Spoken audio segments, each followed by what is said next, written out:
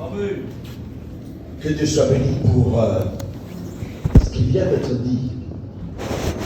Le frère vient de parler de deux sortes de messages.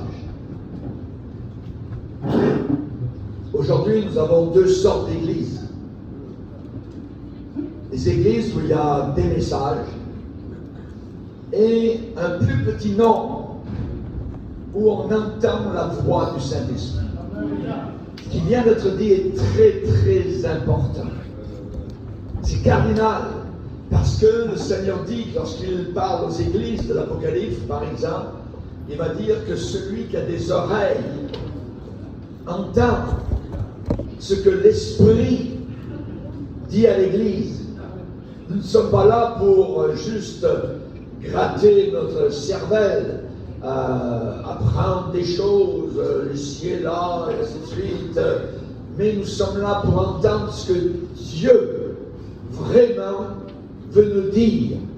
Aujourd'hui, ici, en Espagne, par la puissance du Saint-Esprit.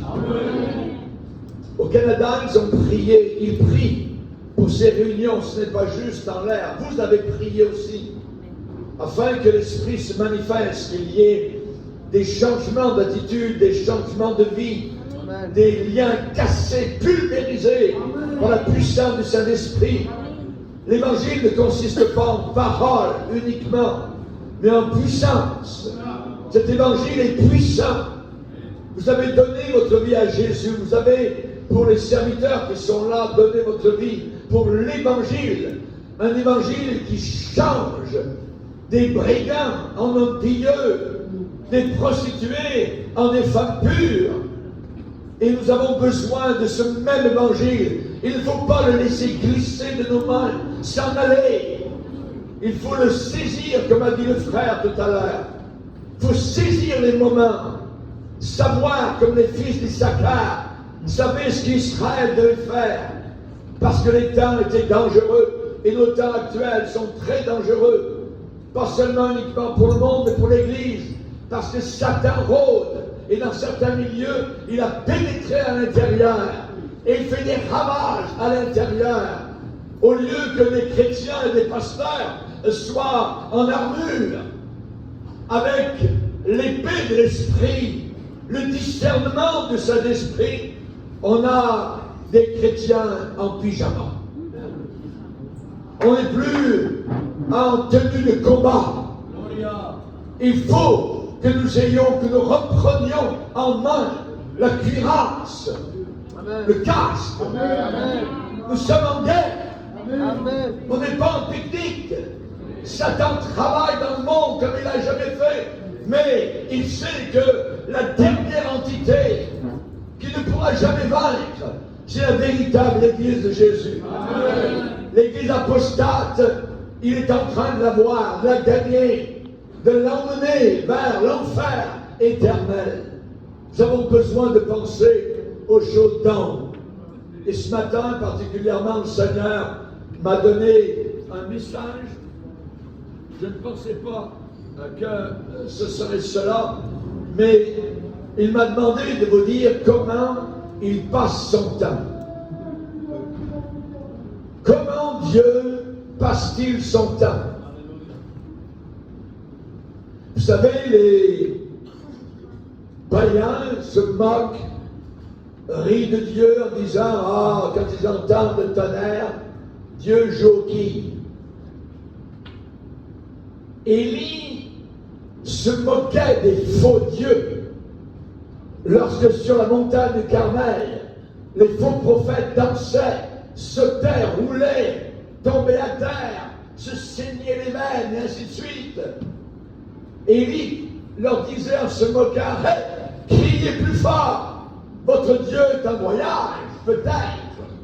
Votre Dieu est en train de dormir. Il va falloir que vous le réveilliez. » Et se moquait. Et il avait raison. Nous, notre Dieu ne dort ni le jour ni la nuit. Amen. Il n'est jamais en voyage. Il ne joue pas aux quilles, mais il est puissant. Amen. Et j'aimerais vous donner aujourd'hui quelques références sur l'horaire du temps de notre Dieu. Que fait-il? Que fait-il, ce Dieu que nous aimons, lui que vous aimez sans l'avoir vu, en qui vous croyez, sans le voir encore? Un jour, nous le verrons. Et il faut aller, comme le frère disait, jusqu'à la couronne. Amen. Alors, nous allons ouvrir la Bible. Ésaïe, chapitre 40. J'espère que vous venez à l'église avec des Bibles. Il y a des gens qui lisent la Bible sur le téléphone. J'aime pas ça. Parce que la Bible est un livre. Ce livre, il est là. Il y a des pages, il y a des papiers, il y a des écritures dessus. Dieu a écrit sa parole sur des tables de pierre. Nous avons besoin d'avoir un livre appelé la Bible.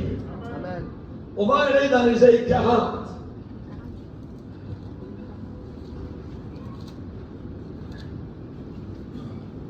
Chapitre 40, verset 27.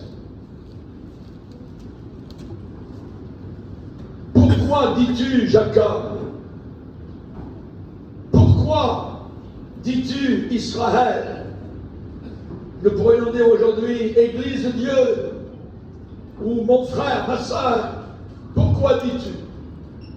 Ma destinée, mon destin, mon avenir est caché devant l'Éternel. Mon droit passe inaperçu devant mon Dieu. Réponse divine, céleste. Ne le sais-tu pas?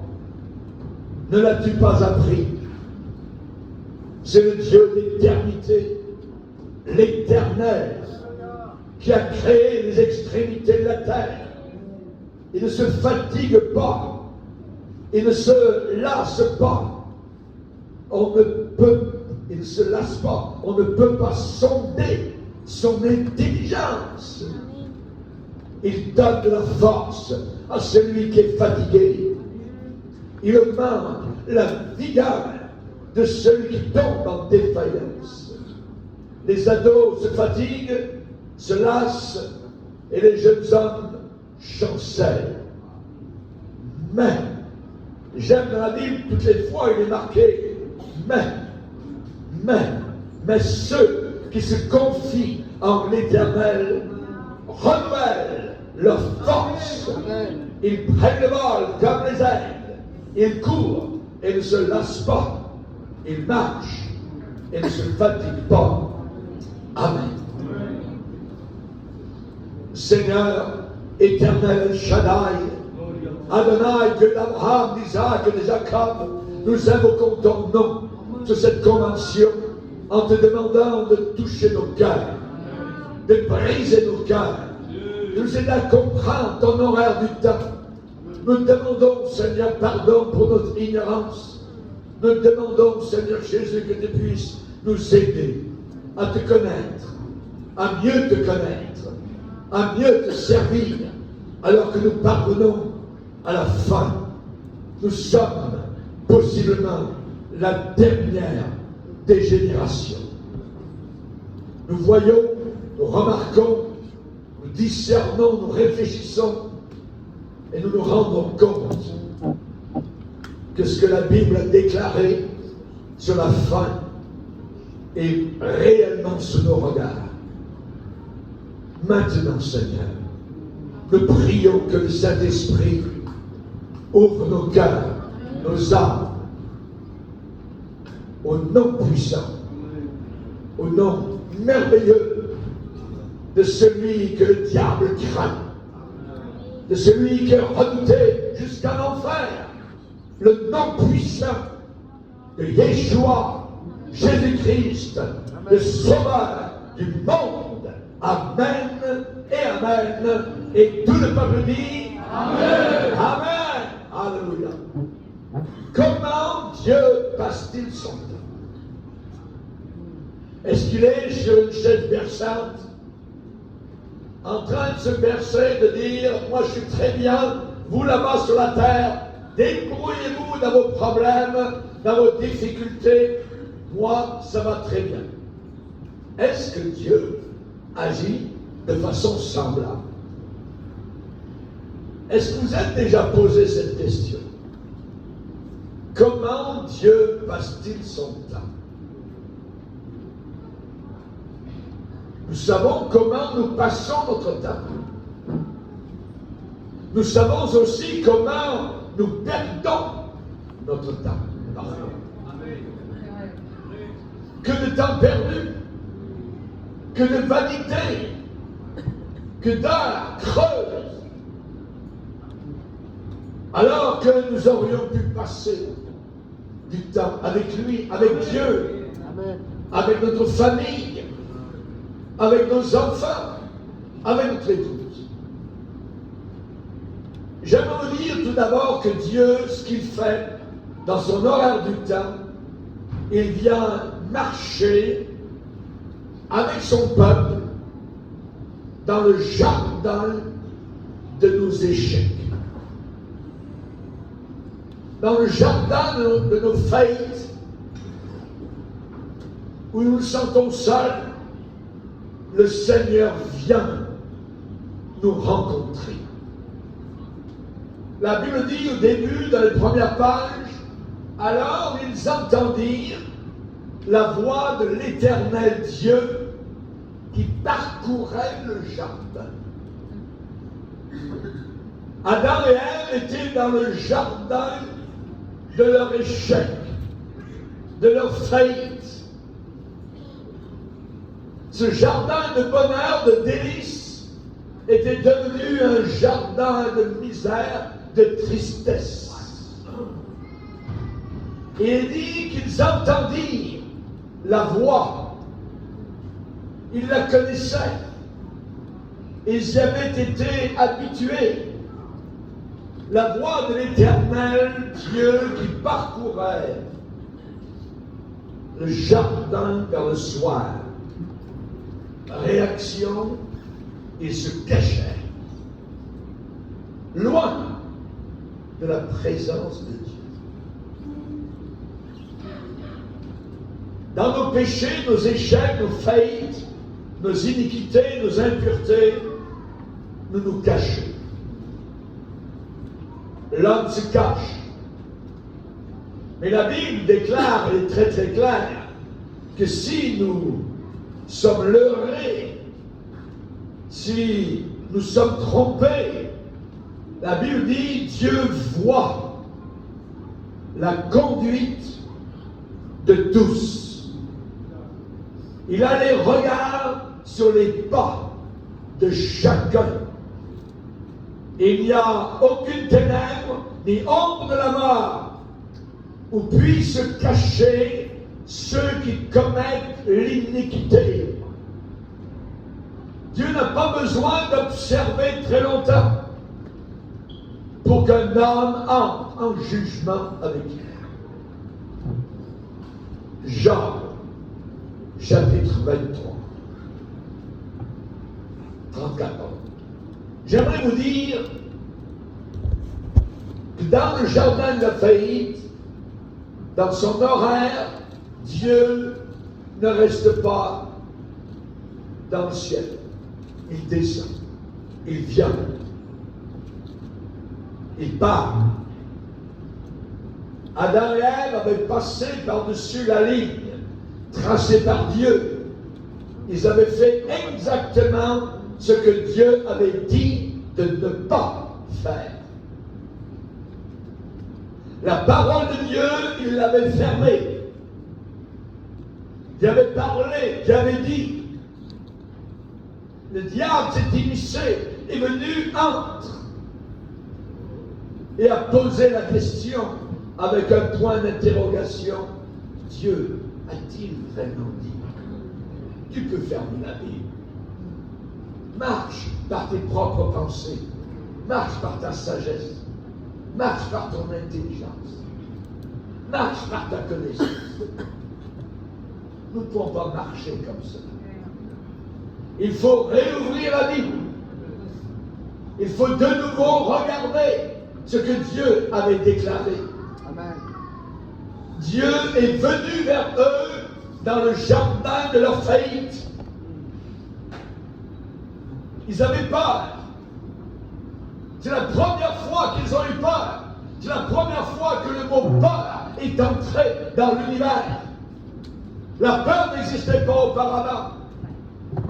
Mais le moment où il y a cachette, où il y a péché, où il y a transgression, il y a peur. La peur n'est pas de Dieu. Dieu ne nous a pas donné un esprit de peur, de timidité, mais un esprit de force, un esprit d'amour, un esprit équilibré, avec la sagesse qui ne vient pas des hommes, sagesse diabolique, mais une sagesse qui vient d'en haut. Dieu est entré dans le jardin. Nous avons fait faillite, échec.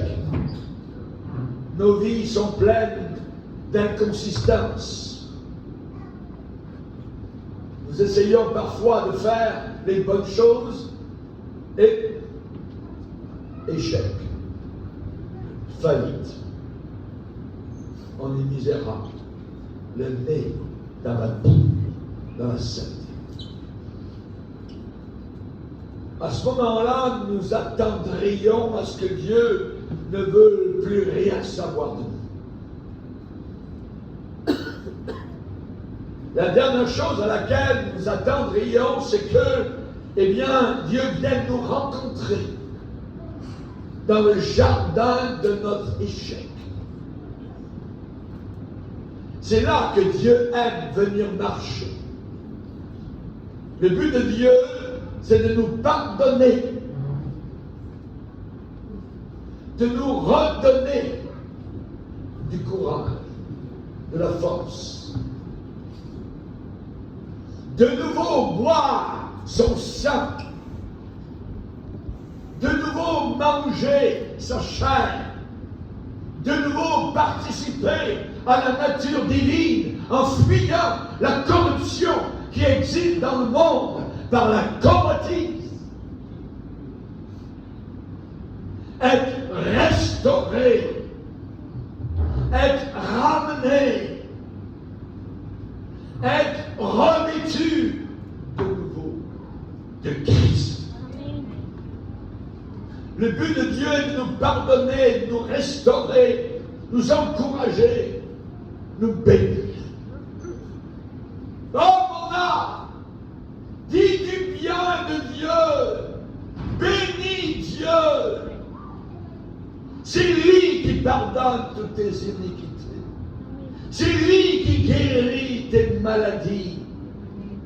C'est lui qui redonne la vigueur à ton corps, à ton âme. C'est lui, c'est lui.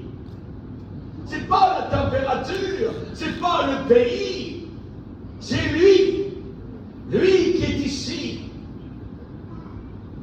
Jéhovah Shammah, le Dieu présent, le Dieu qui est là. Amen. Le je suis.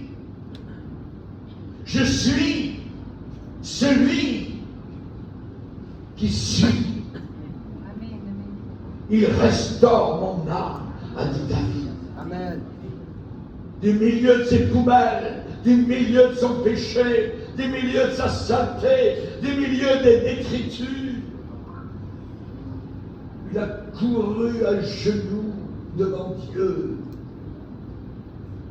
Le doigt de conviction noueux du Saint-Esprit au travers de Nathan lui a dit, David, c'est toi. C'est toi qui as péché. Il s'est renfoncé dans son trône. Il s'est recroquevillé sur lui-même. Et son âme a commencé à pleurer. Oh Dieu, j'ai péché. Je n'ai plus la joie de ton salut. S'il te plaît, redonne-moi la joie que j'ai perdue. Amen, amen. Ne me retire pas ton Saint-Esprit comme tu l'as fait au roi Saül qui s'est suicidé. Non, Seigneur, s'il te plaît. Tout le psaume 51 est un aveu de culpabilité.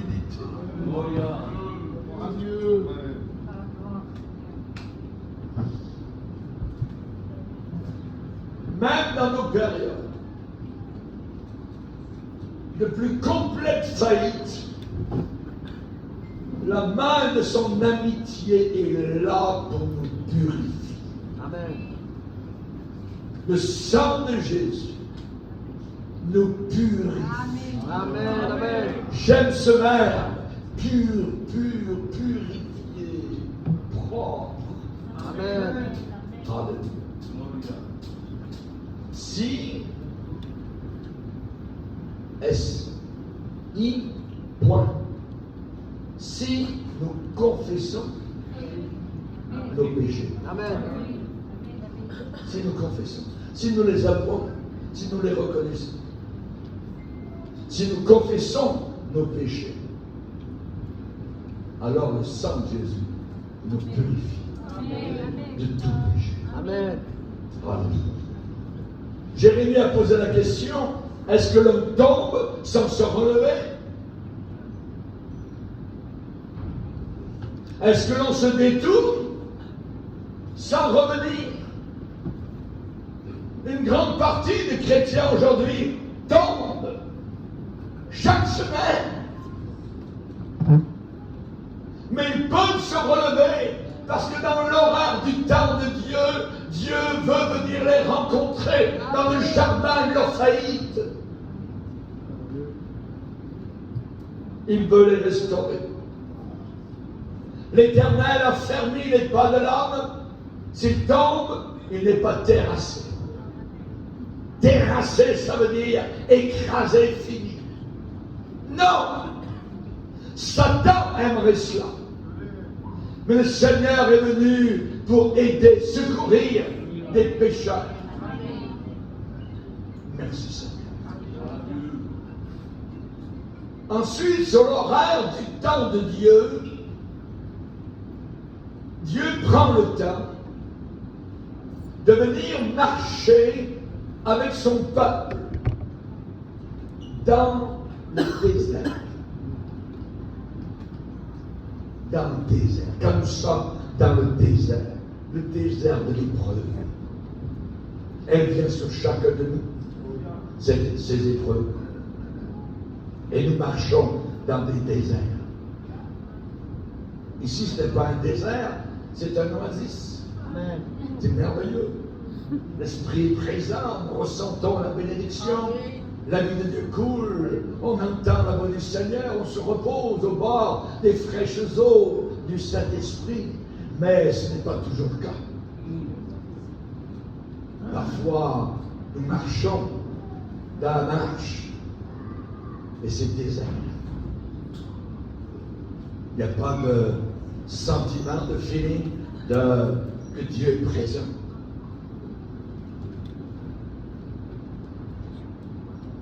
Le psalmiste a dit au psaume 68, « Ô Dieu, quand tu sortis à la tête de ton peuple, quand tu marchais dans le désert,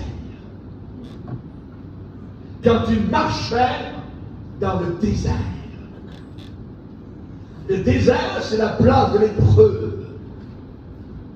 Jésus s'y est trouvé pendant 40 jours. Il allait souvent y prier aussi.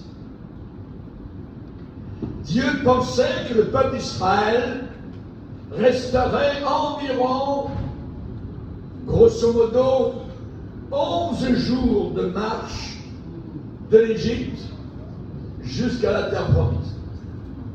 Environ. Grosso modo, peut-être 2 semaines, disons. Ça prendrait 2 semaines pour sortir de l'Égypte et arriver en Canaan, dans la terre promise. Et vous savez, il a fallu 40 ans. 11 jours, c'est différent de 40 ans. Pourquoi? Parce que le peuple a dit non à Dieu. Ils ont dit non. Oui, nous croyons que tu existes, nous croyons que tu es bon, tout ça, mais nous ne croyons pas tes promesses sur l'arrivée. Ils ont dit non à Dieu. Ils ont été rebelles. Ils ont été confus, très souvent découragés. Mais Cependant, malgré tout, en dépit de cela, Dieu marchait avec eux. Oh Dieu, quand tu marchais dans le désert, dans ton désert, Dieu est là, il marche devant toi. Amen. Il prend soin de te nourrir, il prend soin de te conduire, il prend soin de tes vêtements, il prend soin de tes souliers, il prend soin que ton pied ne s'enfle pas. Il prend soin pour que tu sois rafraîchi, que le rocher qui a été frappé à Golgotha laisse couler des milliers de litres de bénédiction sur ta vie. Amen. Il marche avec toi dans le désert. Il est là. Même si tu ne le vois pas, ne le sens pas, ça n'a pas d'importance. Il est là. Il te bénit. La manne tombe chaque matin. En fin de semaine, elle ne tombait pas. Le samedi, pas de manne. La première fois, ils sont allés chercher le samedi. Ça tombe pas. Moïse a dit, je vous l'avais dit. Que le jour précédent, Dieu enverrait le double. Pour que vous puissiez passer toute la fin de semaine, le week-end, nourri. Pendant 40 ans. Essayez-vous de nourrir environ 3 à 4 millions de personnes, simplement pendant une semaine, en plein désert.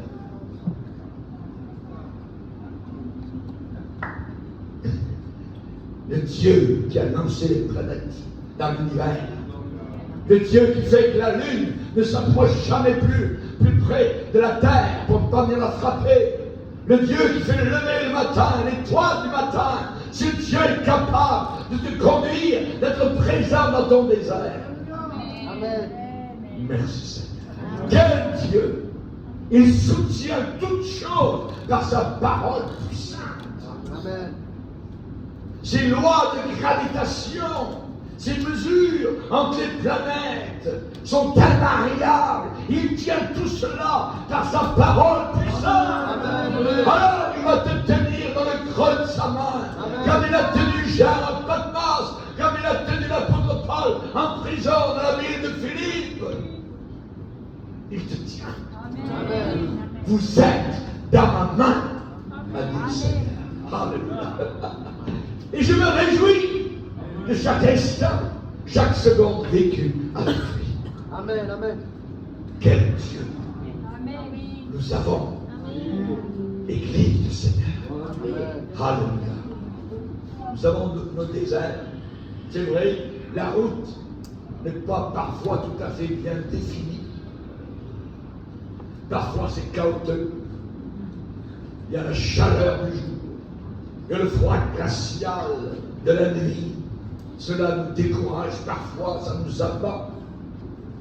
Il y a les faux prophètes, il y a l'église apostate, il y a les écuméniques, il y a tout cela autour de nous. Ça pourrait nous décourager totalement. Et voilà que nous sommes encouragés, fortifiés, bénis. Nous allons de l'avant parce que le Saint-Esprit est un esprit de victoire.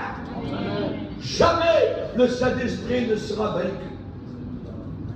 Jésus a dit, j'ai vaincu. Vous, mes frères et sœurs, vous suivez un vainqueur. Que dis-je? Un triomphateur. Et vous allez triompher. Et vous allez passer au travers de votre désert. Parce qu'il marche devant. Amen. Le berger marche devant ses brebis. Et elles lui suivent, a dit Jésus. Elles ne suivront pas la voix de l'étranger. Elles reconnaîtront la voix du bon berger. Amen. Dieu était là pour les amener tout le long du chemin vers le pays où coulait le lait et le miel. Et nous conduit vers ce pays de gloire. Ce pays que nous n'avons jamais vu. Croyez en Dieu, croyez en moi. Il y a beaucoup de demandes dans la maison de mon Père. Si cela n'existait pas, je vous l'aurais dit. Ouais, mais comment on va y aller? Je suis le chemin. Amen. Suis-moi. Amen. Suis-moi. C'est moi le chemin. Alléluia. Gloire au Seigneur. Que Dieu soit glorifié. Alléluia. Ne vous inquiétez de rien. Mais en toute chose, faites connaître à Dieu vos besoins dans des prières, des supplications. Et la paix de Dieu, qui surpasse toute intelligence, va garder votre cœur et vos pensées dans le Seigneur Jésus. Amen. Alléluia. Ensuite, il y a dans l'horaire de Dieu, quand nous passons par la vallée de l'incertitude, nous ne sommes plus certains. Vous vous rappelez Jean-Baptiste? Voici l'agneau de Dieu. Il avait pointé l'index, il savait. Quelques jours plus tard, il est en prison et il se pose la question, est-ce vraiment lui? Et il envoie de ses disciples à lui vers Jésus pour lui poser la question, est-ce que tu es vraiment le Messie? Jean-Baptiste, grand homme de Dieu, en train de vaciller. Nous passons parfois par la vallée de l'incertitude. Ça arrive. Alors, dans son horaire, Dieu, qu'est-ce qu'il fait? Il prend des vacances, il dort. Il nous laisse tout seuls. Quand je marche dans la vallée de l'ombre de la mort, je ne crains aucun mal, parce que tu es là, avec moi. Emmanuel, Dieu avec nous. Il est là, dans la vallée de l'incertitude. Jésus, un jour, a dit, mon âme est troublée. David, psaume 6, mon âme est troublée. Quand ton âme est troublée, quand tu passes par cette vallée où les ondes de la mort se jettent sur ta vie, où tu ne vois plus les rayons du soleil, où tout est obscur, où les démons commencent à rire autour de toi, à se moquer de toi, en te disant tu as fait le mauvais choix. Alors,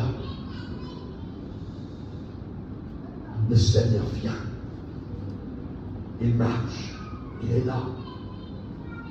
Avec nous. Dieu marche. Même si nos expériences nous emmènent à l'intérieur d'une vallée où l'ombre terrible se jette sur nos vies. Je me rappellerai quand j'ai quitté à 21 ans la Nouvelle-Calédonie. J'étais tout seul dans un avion de l'UTA, une compagnie qui n'existe plus.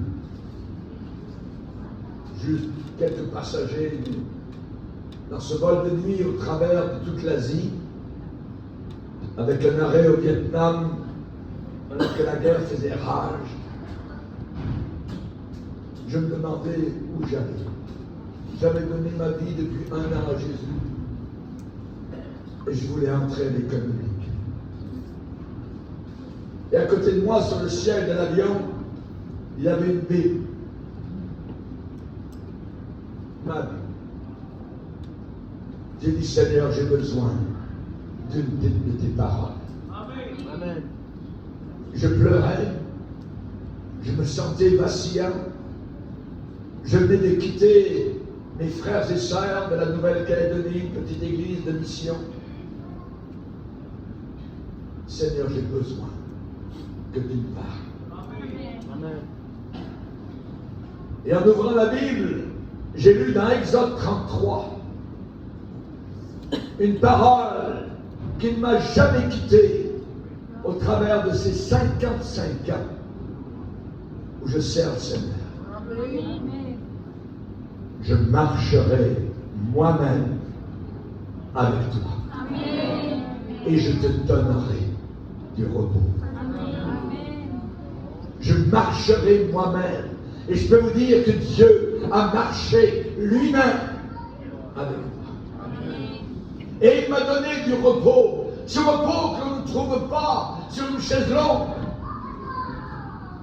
allongé sur la plage au soleil. Un repos surnaturel, un repos qui dépasse, surpasse l'intelligence humaine. Le repos de Dieu, le repos de sabbat, le repos du salut, le repos qui vient de la croix.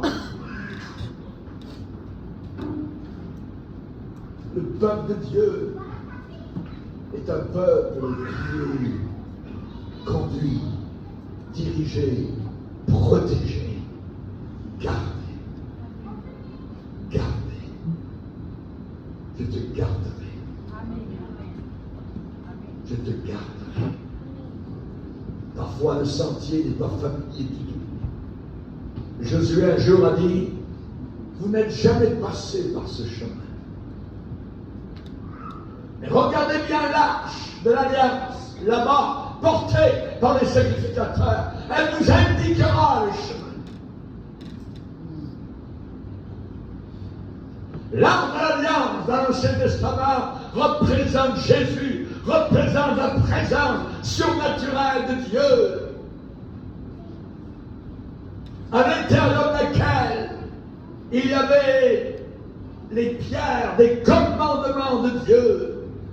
Il y avait la branche qui avait fleuri, celle d'Aaron, parlant de la résurrection. Et il y avait un pot de manne, parlant de la nourriture spirituelle du peuple de Dieu. Tout cela était à l'intérieur de l'arche de l'Alliance, sous le propitiatoire.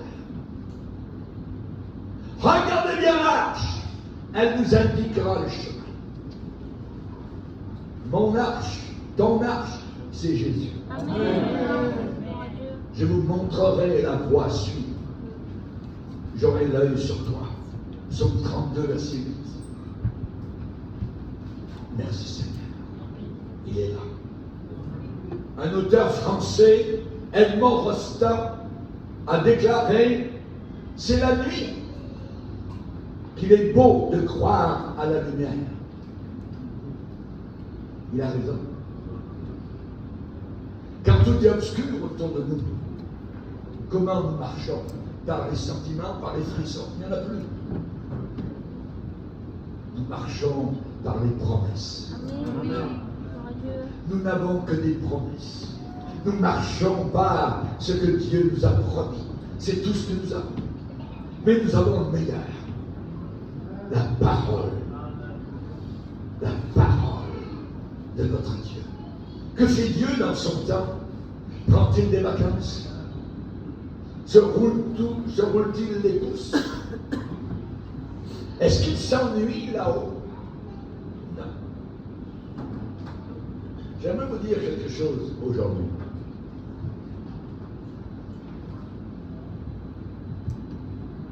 Autant pour les serviteurs de Dieu, les pasteurs, que pour les chrétiens.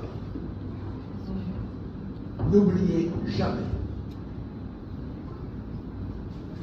lorsque vous êtes dans l'obscurité de la vallée de l'incertitude, n'oubliez jamais ce que Dieu vous a dit lorsque vous étiez en pleine lumière. Rappelez-vous de cela. Amen. Cela m'a beaucoup fortifié. Moi et mon épouse, nous sommes passés au travers d'une vallée horrible, de serpents, de scorpions, de séducteurs, de faux prophètes, de faux frères, de fausses sœurs, de fausses doctrines, de rejet, de crachats, toutes sortes de choses. Aucun serviteur de Dieu authentique ne passe pas par de telles vallées. Tôt ou tard, il y a le baptême de feu. Un pasteur va vivre son baptême de feu lorsqu'il va vivre sa première division dans son église. Que faire dans ces moments-là? Lâcher, abandonner? Non! Jésus a dit, suivez-moi et je vous ferai pécheur d'homme. La promesse dans Isaïe 50, Dieu me l'a donnée personnellement, particulièrement quand j'étais en mission à l'île Maurice. quiconque manque de lumière et marche dans l'obscurité, qu'il écoute la voix de son serviteur, qu'il se confie dans le nom de l'Éternel et qu'il s'appuie sur son Dieu. Que fait Dieu? Le Seigneur vient marcher avec nous sur nos mers déchaînées. Lorsque les apôtres étaient sur la barque et que la tempête était terrible, il est dit que Jésus, avant cela, avait obligé, forcé ses disciples à monter dans la barque. Il savait là où il se dirigeait. Et il est dit la barque était au milieu de la mer, battue par les flots. Le vent était contraire. Aujourd'hui, tout est contraire à l'Église. Vous sortez de ce lieu, vous passez par ces portes, tout est contraire. Nous avons des malheurs, ils en ont eux aussi les païens. Elles sont totalement opposées. Quiconque veut servir le Seigneur sera persécuté. Ça, il faut s'attendre à ça. Battu par les flots. Dans nos mers déchaînées, que fait notre Dieu? Est-ce que le Seigneur nous regarde simplement? Ah, ben débrouillez-vous. Non. Il est dit que Jésus alla vers eux, marchant sur la mer, et leur a dit, c'est moi, n'ayez pas peur. Prenez courage, j'ai vaincu le monde. Prends courage, mon frère. Ta mer est déchaînée, ta barque est battue par les flots. Ton pastorat est mis en question. N'oublie pas la mer d'Aaron qui a fleuri en une nuit. Ceux que Dieu a choisis, leur appel est irrévocable. Quand on est appelé de Dieu, d'une vocation céleste, un appel céleste. Dieu marche avec son peuple au milieu de l'épreuve. Quand les feux, les flammes viennent sur nous. Pierre a dit, l'apôtre, bien-aimés, ne soyez pas surpris. Soyez pas surpris. Comme d'une chose tout à fait étrange qui nous arrive, de la fournaise qui est au milieu de vous pour vous éprouver. Fournaise. Parfois, les feux sont chauffés 7 fois plus que de coutume. La haine terrible de Satan. Je l'ai ressenti déjà la première année où j'ai été sauvé. Le plafond descendait sur moi. Dans ma chambre, je me trouvais et je sentais cette puissante haine venir sur moi. J'étais incapable de dire rien, même pas le mot Jésus, même si je pensais dans ma tête. J'ai dit, mais à quoi ai-je affaire? Puissance satanique inimaginable. L'enfer qui est déchaîné. Et parfois le diable nous jetait dans les fournaises, 7 fois chauffées plus que de coutume. Nous chantons dans l'église, il tient le monde dans le creux de sa main. Amen. Satan est vaincu, il le sait. À Golgotha, sa tête a été écrasée. Amen. Son système de stratégie a été dévoilé, nous les chrétiens, par le discernement du Saint-Esprit. Nous le connaissons, nous n'ignorons pas les desseins du diable.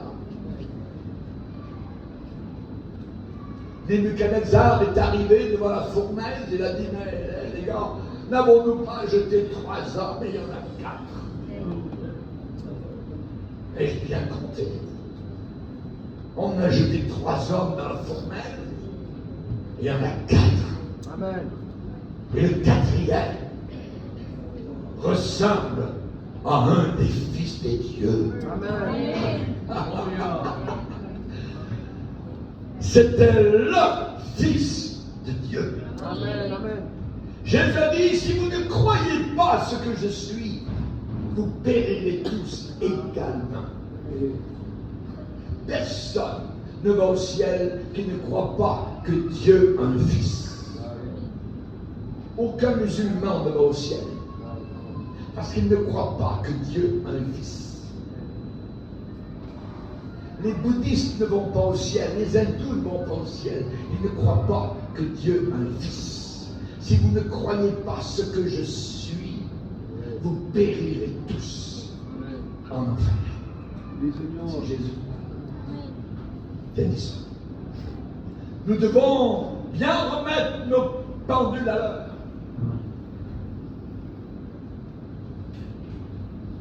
David avait Dieu avec lui quand il a marché face à Goliath. Il a écrit, si une armée se campait contre moi, juste moi tout seul, une armée entière contre moi, je serais malgré cela plein de confiance.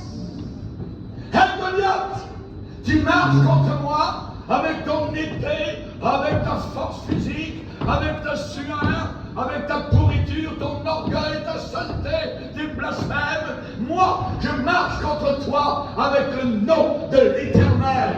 Aujourd'hui même, tu seras mort, tu vas descendre en enfer et je vais te donner à manger aux oiseaux du ciel. Amen. Quelle assurance!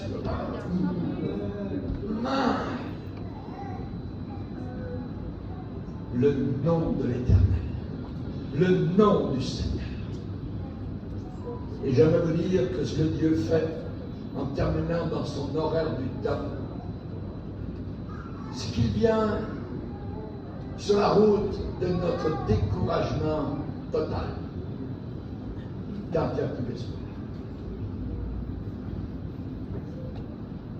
Il vient.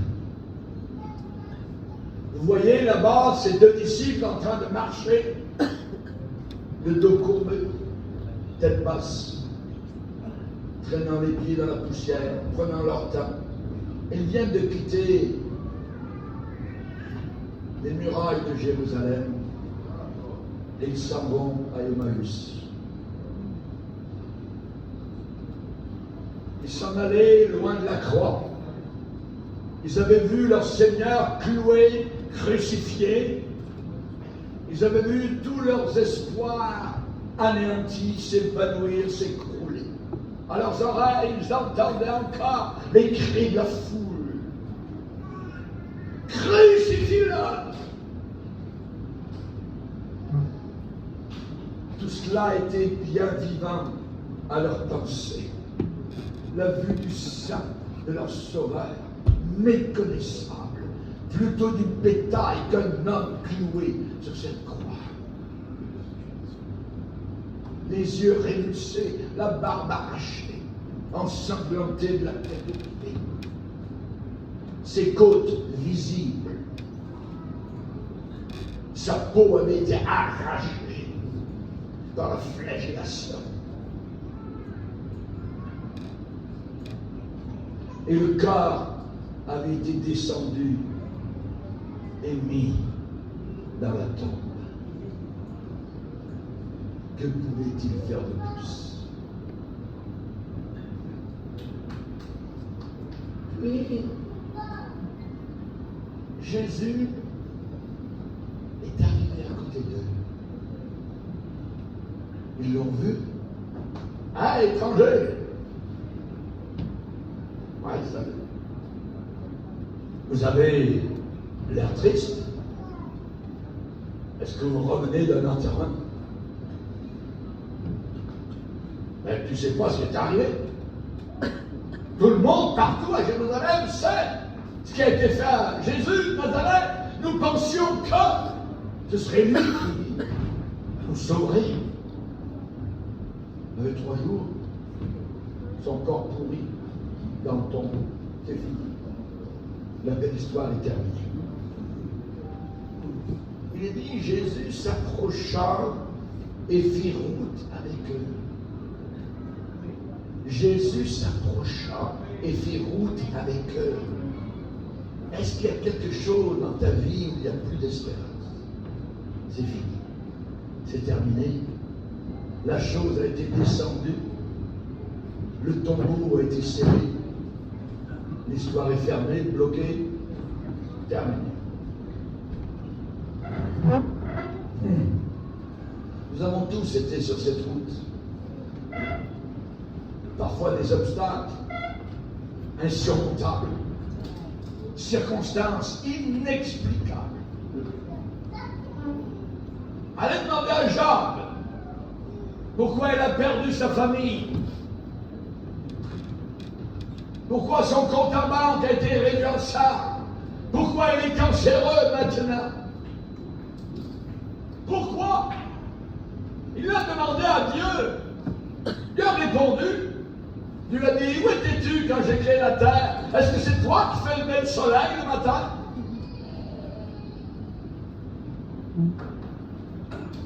Dieu n'est pas obligé de répondre à toutes nos questions. Nous simplement avons besoin de croire parce qu'il a déclaré. Amen. Parfois on pense qu'on ne peut plus aller de l'avant, c'est fini. Il y a des pasteurs qui ont jeté la serviette, terminé, moi le pastorat, si c'est ça, c'est fait blablabla. C'est pas fini mon frère. C'est pas fini. Il a été appelé. Parfois, nous laissons aller nos pieds dans la poussière, tête basse. Et Jésus vient se révéler. Et il a dit à ces hommes, ô hommes, dont le cœur et l'âme à croire ce qu'ont dit les prophètes.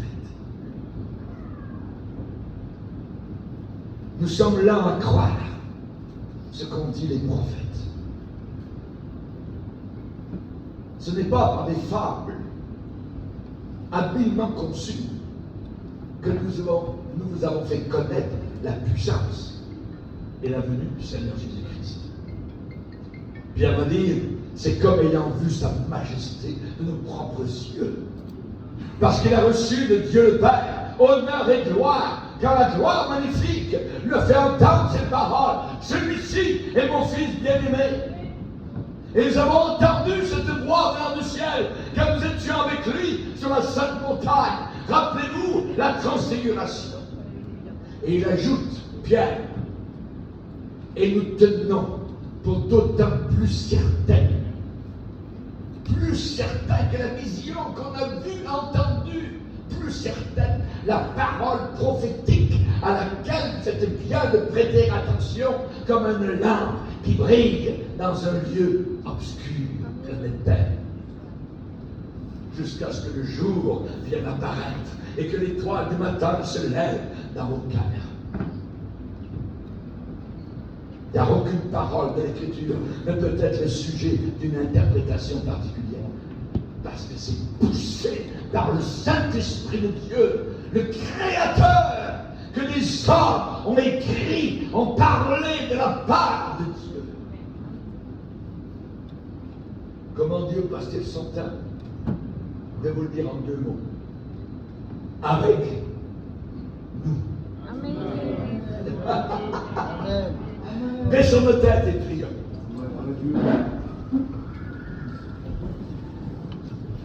Amen.